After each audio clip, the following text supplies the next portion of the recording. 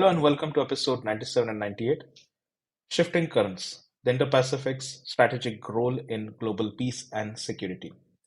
So today to take a deep dive into this topic,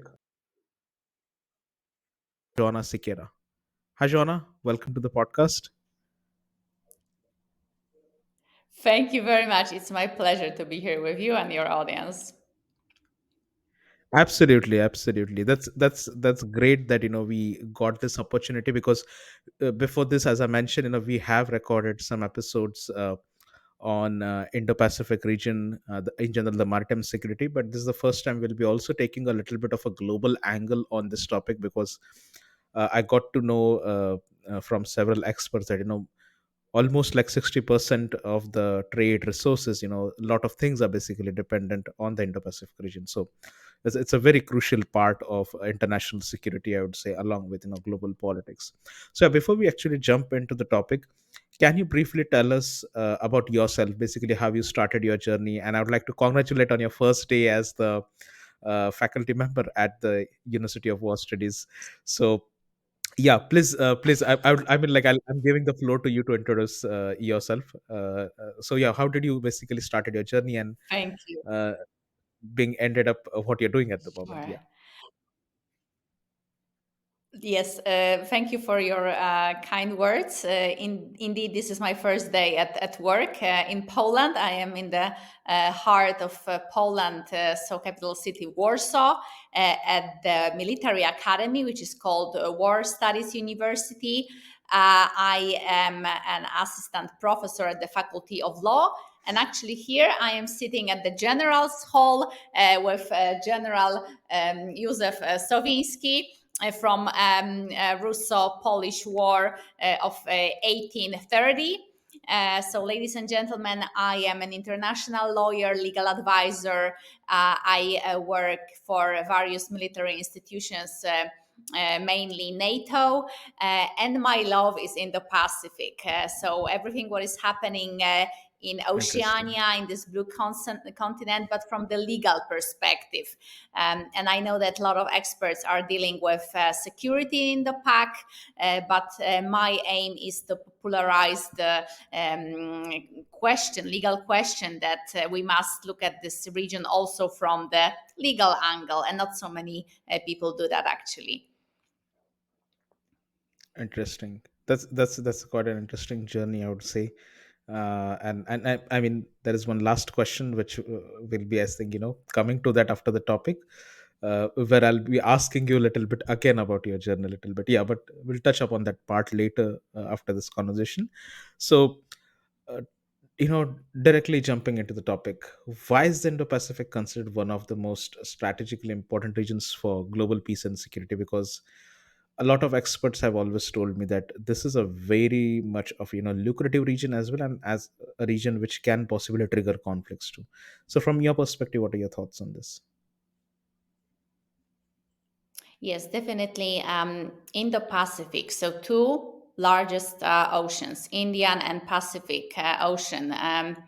We look at the enormous space when it comes to maritime domain, but we also look at air domain, because the crossroads of trade, they all go via in the Pacific.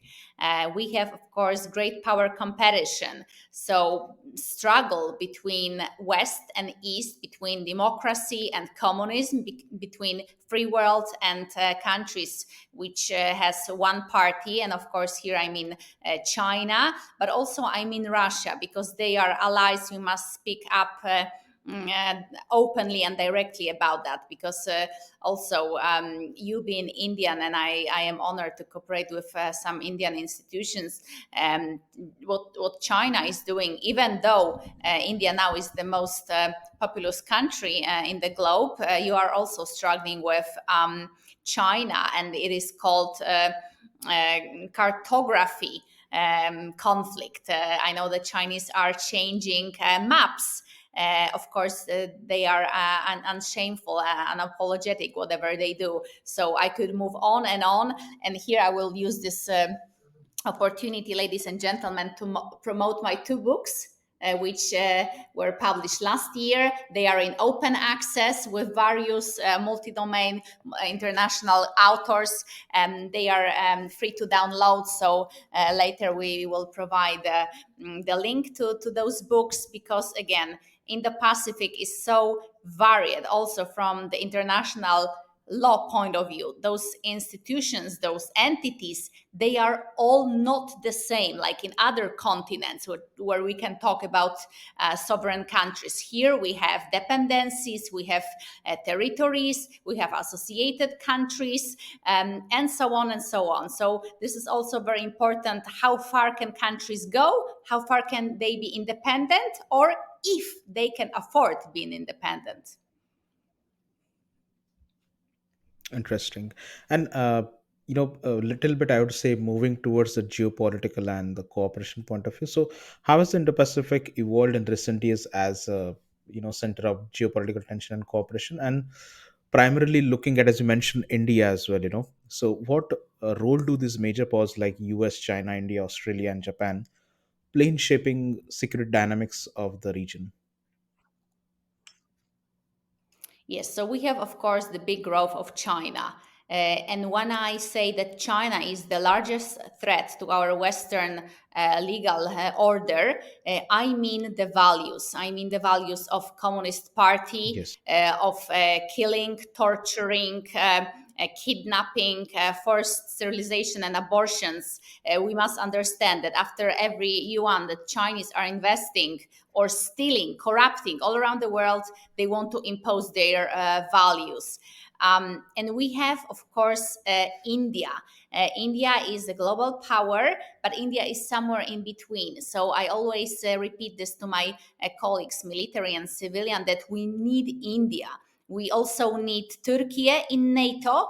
And I know that for some countries in NATO, Turkey is not seen as equal, right? But again, from the same reason as we need India in the Western world, even though India, we would say this is Eastern country. This is a very much Asian country with all the mindset, mentality. Yet we must work together for the peaceful future. We have, of course, US, which was absent in Indo-Pacific. They were focused, of course, in Iraq, on Iraq and Afghanistan. So there was big, wake up in 2019, where suddenly countries in Oceania, they stopped supporting Taiwan as an independent entity, but they followed Beijing. So now we can see that blue continent is divided. And okay, we can look at the map that there are still American bases all over the place. But again, if China wants to enter the region, they don't need to use kinetic weapon. As we all know, and I will repeat that, in Chinese military strategy, attack, kinetic, direct, is at the bottom. They have other means to invade and occupy countries, primarily via economic ties.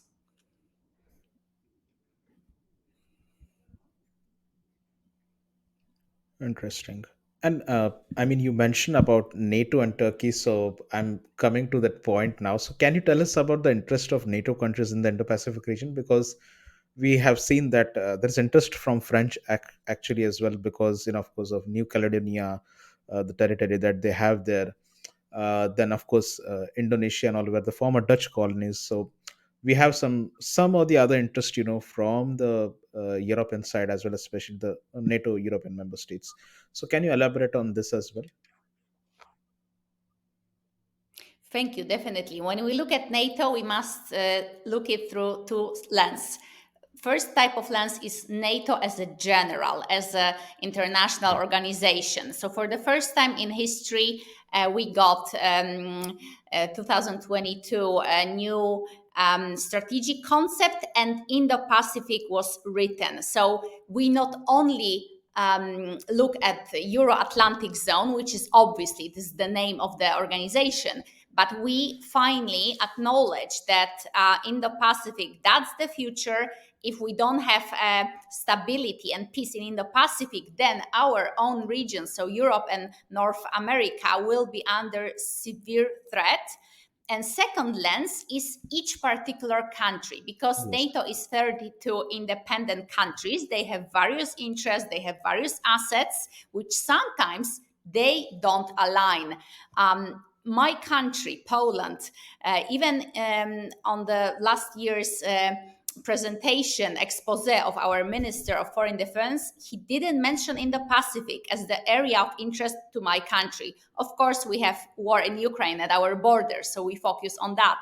But today, this morning, Yes. our Minister of Defense, he did mention Indo-Pacific, Middle East, and Ukraine. So we can see that this interest of Indo-Pacific is growing.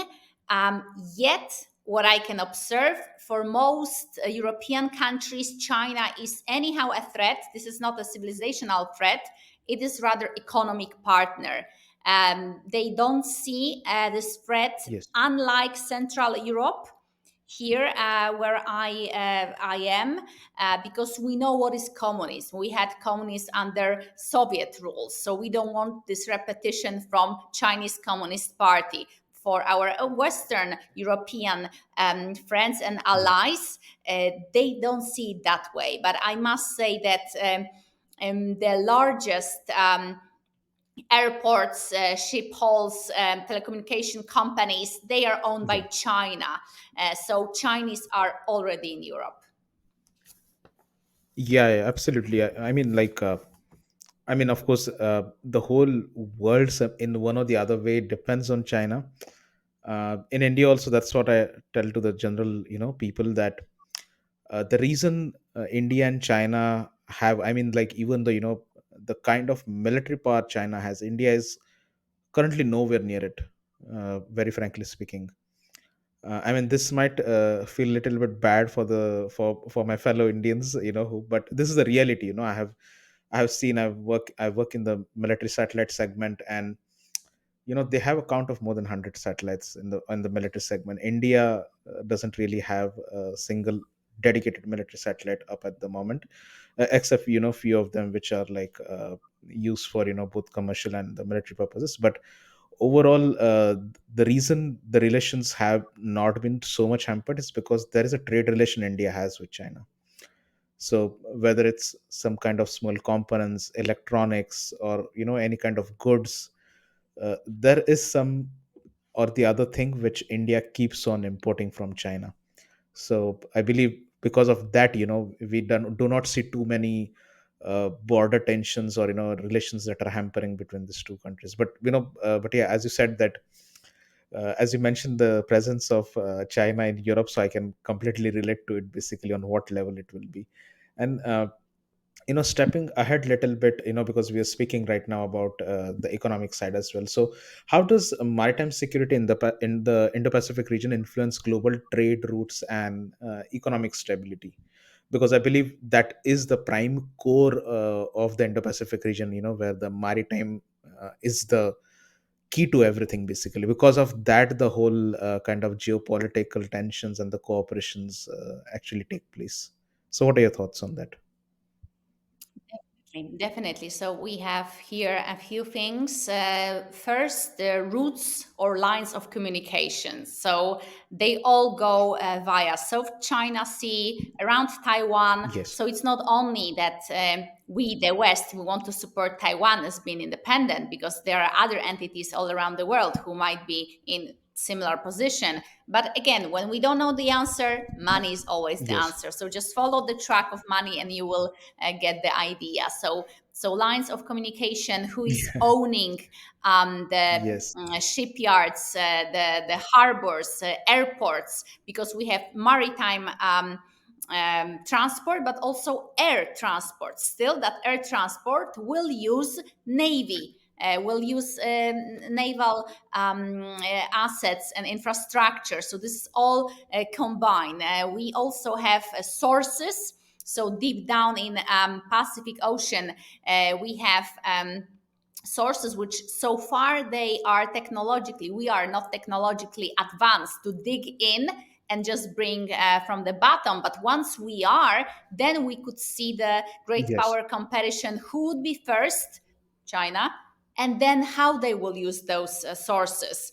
I don't believe that they will share, even though in Yes. law of the sea there is written that everything in sea, inside sea, down the bottom belongs to all humankind, including landlocked countries, so those without access to the sea or ocean. Though we already know that China will not play fair either here. And finally, Yeah. and I know this is what you wanted also to talk about, my beloved topic. So climate change, ocean change, this is Yes. another threat. And when countries are vulnerable, China will not hesitate to use that as a leverage to increase their interest and spheres of occupation. I would say this is true occupation, because if we talk about Yes. hybrid war, if we talk about cyber war, I think it's already the war. Absolutely. Yeah, that's an interesting take, I would say. And coming to, because we have spoken about the big players and the major powers in the region. So how do small nations in the Indo-Pacific, such as those in, I would say, Southeast Asia and the Pacific Islands, navigate the influence of large powers in the region? Because I believe these small island nations don't really have the capacity, to counter even, the neighboring nations as well. So, from your perspective, what is the current situation and how it is evolving at the moment? Yes, we all again woke up 2 years ago, when suddenly there was signed military pact between Solomon Islands and Chinese People's Republic. Oh, Why yeah. that was interesting? Because first, the Solomon Islands, like some other small, poor, even not developing, they are underdeveloped countries, islets. They don't have military, they don't have police.